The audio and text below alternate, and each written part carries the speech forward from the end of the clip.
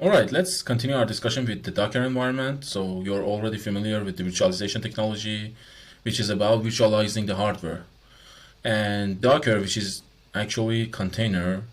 And containers are just like virtualizations, but they virtualize applications instead of hardware. So Docker is one of the most important containers available here, and we can install it on Kali Linux, and it virtualizes applications for you. For example, you can have Ubuntu, you can have for example, MySQL service, you can have Splunk SIEM, whatever you want, you can install it with Docker if the image or the repository exists. So let's launch our terminal here and run sudo apt update, put the password, and also launch Firefox to see how we can install the Docker. So Docker installation Kali Linux. Search for this inside Google. Go to linuxhint.com. It has a relatively simple manual here. So sudo apt update, we done that. This command here adds the key of the Docker repository. So we want to add the Docker repository so we can install it. So run this command. Curl is a textual browser inside Linux. So it downloaded this GPG key and added to the apt keyring. Next, we have to go and add the Docker repository here. So let's just copy this and run it. So basically what it does, let me just close these bottoms here. So configure app to download, install, and update Docker. So it echoes this text and pipes it. So this is pipe to T command, and T grabs the previous command or whatever is piped into it and adds the content into the file that you specify. So you see this command here will do that. So if I go inside cd etc apt, what was the address? Sources.list.d. If I get ls, you see docker.list, and if I concatenate the content, you see there is a repository is added here. So sudo apt update to get the repository updates. So we update within this repository again, and then we go for, yeah, we done that, to remove the previously installed Docker applications. So terminate outdated versions. So nothing, we already have removed it, and go for the installation. So this is the command. Run this command. Let me maximize. So docker-c is already the newest version. I have installed it previously. I can just run, for example, purge. So it uninstalled the docker-c, and I want to do the installation again. So let's install it. So remove within the apt application or binary, remove the package for you, but purge also removes the configurations and purges everything altogether. So as you see, the package is downloaded, and momentarily we are going to have the docker-c installed on our Kali Linux.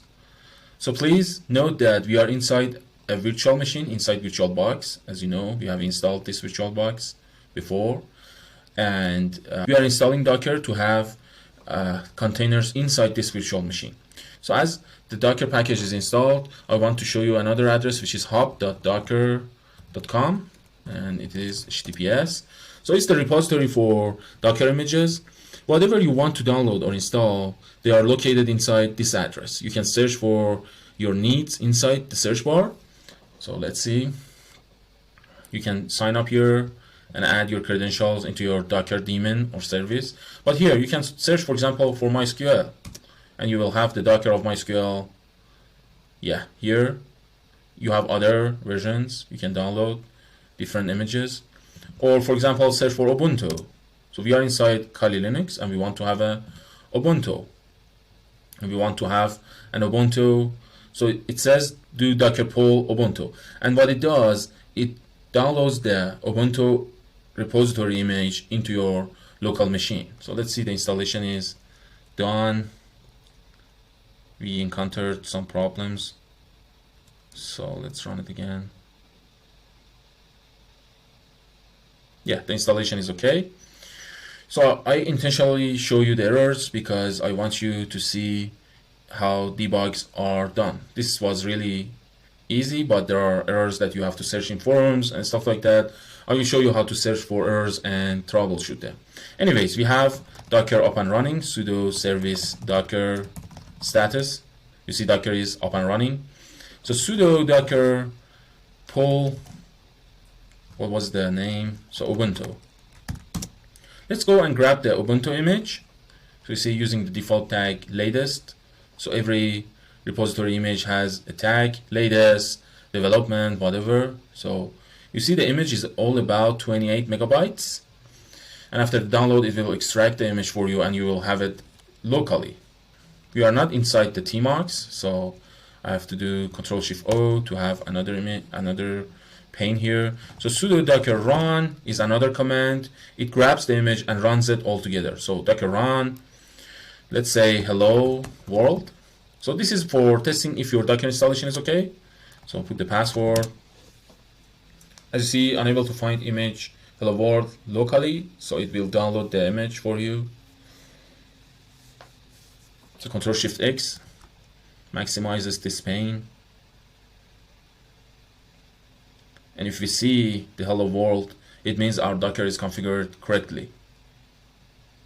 The image is downloaded. So hello from Docker. This image shows that your installation appears to be working correctly.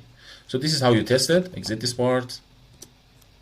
I see the Ubuntu image is also done within the download and installation on localhost. So sudo docker images shows you the images. You can add -a, no difference. So the image of Ubuntu created 4 weeks ago and it's about 70 megabytes. The image ID, the tag, and also the hello world, as you see the image. So these are like the ISO images within virtual machines. You can create containers from these repositories. So how we can do that? So let's go sudo docker run, and we specify a name, for example, custom Ubuntu, and we specify -itd. I is for interactive, T is for the TTY, specify a TTY for me, and D is detach. So Ctrl+Shift+O, I want to show you something. Sudo docker ps just shows you the running containers right now. So you see no containers are running, but if you specify -a, you see hello world was created a minute ago and the command was /hello and exited about a minute ago. So the machine was running and showed us the message and exited altogether. So I want to show you how you can get help within everything Docker has. Ctrl+Shift+X. So sudo docker help, you see all the commands or management commands, other options that you can do with the Docker. But if you, for example, run sudo docker run and specify help, you see the help of run command. If you, for example, change this to pull, you see the help of pull. You can, for example, specify download all tags for me, not the latest one. So whatever you want to do, you can get help from that command and see what is going on. So Ctrl+D. Let's run this image. So we want to create a container from that Ubuntu image. But before doing that, we should do, so we have itd. We should specify the image name. So sudo docker images, password. So this repository, I want you to see where I get these names. And I want bin bash to be the initial command for me. So you see a hash here. If I run sudo docker ps, you see Ubuntu is created 7 seconds ago and it's up about 5 seconds now. If you run it again, it increased the seconds right here. So we have the name, we have the initial command, the image name, and the container ID. So this is how you create machines, one of the methods. Another way is sudo docker create. So still you can get the help, but I want to show you the minimal options possible. So the name, custom Ubuntu 2, and we can specify -it again, the image name, Ubuntu, and the initial command here. Also, you can specify the ports. For example, you can specify ports that you want to be forwarded from your host machine into the container. For example, I want the port 8090 to be forwarded to this container on port 80. And I want the port, for example, It really depends on your needs. 8080 to be forwarded to the port 443 to the container. And then you specify this, and then the last command is specified. So you see the hash, a unique hash is created for every Docker container, sudo docker ps. We don't have it. Why? Because it's not running. -a, you see here it is, custom Ubuntu 2, status is created, the initial command and everything else. You see the ports are empty, but you can start the machine and see the ports are enforced. So sudo docker start, and then the name, custom, we don't have tab completions, custom Ubuntu, we have to write the whole command here. And if I get ps again, without even -a, so you see the images right here, and the ports are enforced. You see 8090, so the first is your machine, and the second part is the container. So port 8090 on your machine will be forwarded to this container on this port, and also this one. And we have the status to be up about 3 seconds ago, created 48 seconds ago, and other stuff here. So let's see how we can interact with these two machines. So we have learned two methods to create a container. If I say machine, I mean the container. Sudo docker ps, so we have these containers and we want to interact with them. So sudo docker, the command is called exec. You can get the help. So sudo docker exec, it says put the container and the command. So we specify, for example, -it, interactive, and tty. The name of the container, let's grab the first one, and we can say, okay, I want to be inside bin bash.